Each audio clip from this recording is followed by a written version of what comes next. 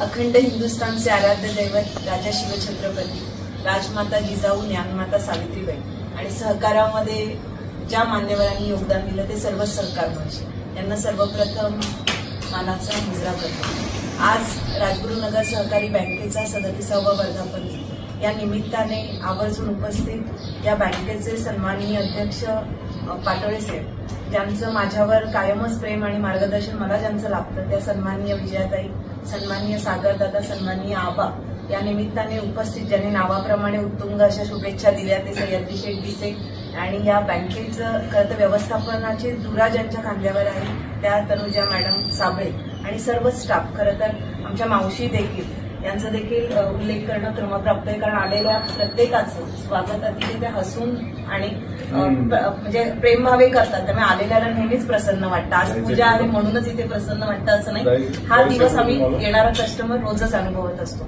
खरं तर cooperative sector म्हणजे त्याच्याविषयी जर सांगायचं झालं तर विना सहकार नाही उद्धार। आता सह्याद्री शेठने सांगितलं की आम्ही जसं आमच्या घरामध्ये आपण आई वडिलांचं जसं स्थान आहे तसं व्यवसाय करत असताना आमच्यासारखे अनेक उद्योजक या राजगुरुनगर सहकारी बँकेने च्या माध्यमातून खरं तर घडवले गेले। शेठ, आपण सांगितलं की आपला 33 वर्षाचा संपर्क आहे। मी 2012 पासून राजगुरुनगर सहकारी बँकेशी कनेक्ट आहे, म्हणजे माझं वय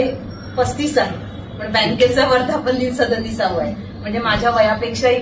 बँकेचे या ब्रांचचं म्हणजे आयुष्य फार मोठं आहे आणि निश्चितच याला रिस्पॉन्सिबल सगळंच कर्मचारी वृंद आहे, परंतु त्यांना जे गाईड करतात मला वाटतं ते वेळोवेळी लाभलेलं संचालक मंडळ, कारण संचालक देखील तितकेच कर्तव्यदक्ष आणि तत्पर आहेत। कधीही कुठल्याही कामासाठी कुठल्याही संचालकांना